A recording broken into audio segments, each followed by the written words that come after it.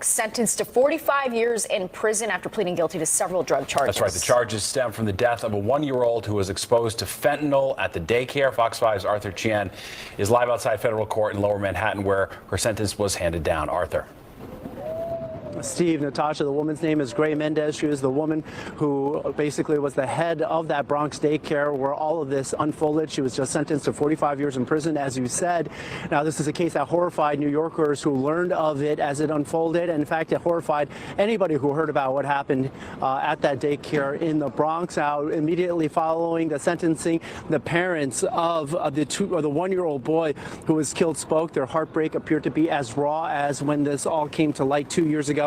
Their son, just 22 years old, Nicholas Dominici, died after he and 3 others were exposed to fentanyl. This according to court papers, which said the daycare that was entrusted with protecting them, the Vino Nino, actually was functioning as a secret stash house where fentanyl and heroin was prepared for distribution on a regular basis. Investigators even found a kilo-sized brick of fentanyl inside a closet of the daycare facility, in addition to other equipment used for drug smuggling.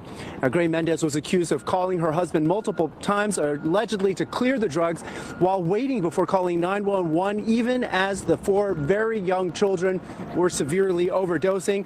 And by the time help arrived, it was too late for Nicholas.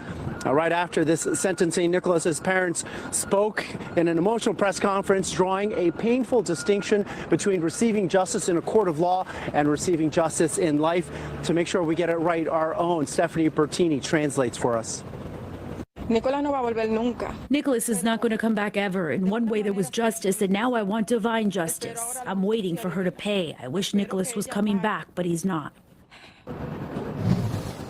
Separately, Mendez's husband has already been sentenced also to 45 years in federal prison in connection with this case. One would hope that this allows Nicholas's family to start a new chapter, but hearing the pain in their voices today, it's hard to imagine that starting anytime soon.